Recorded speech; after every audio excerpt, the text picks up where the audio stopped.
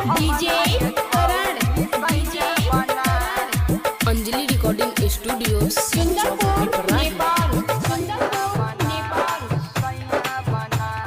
हमारा के छौरी सैया बना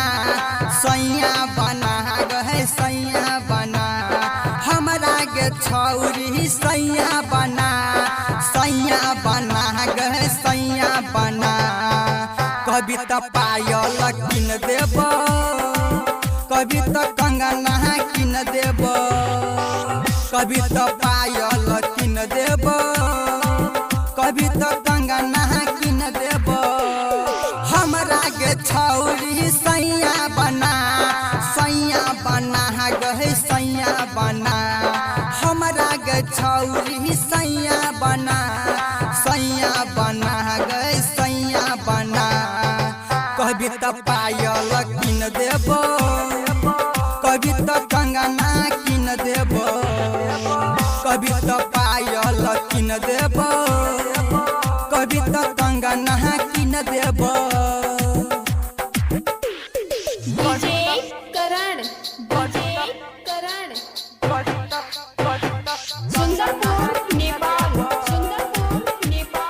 अंजलि रिकॉर्डिंग स्टूडियो शिव चौक पिपराही हमारा जो का तोरा मिलतौ न सैया 10 वर्ग छौरी खोइ जले हमारा जो का तोरा मिलतौ न सैया 10 वर्ग छौरी खोइ जले लहंगा टी शर्ट तोरा सब कुछ देब रतिया में खटिया हम ही लेब दिक्कत न है तो जान कोनो सामान के सब कुछ तोरा हम देबोगे कभी तो पायल किन देबो कभी तो कंगना किन देबो कभी तो पायल किन देबो कभी तो कंगना किन देबो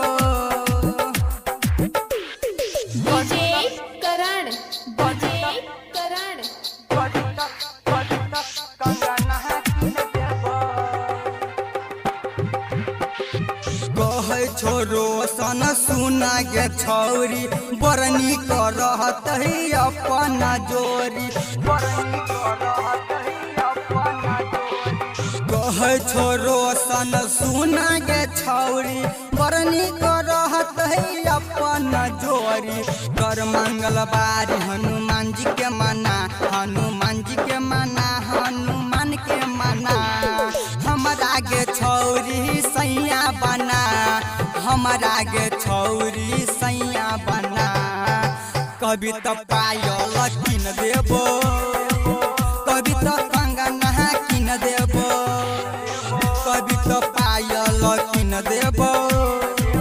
कभी तो कंगना किन देबो बुझली गे अंजलि रिकॉर्डिंग स्टूडियो शिव चौक पिपराही।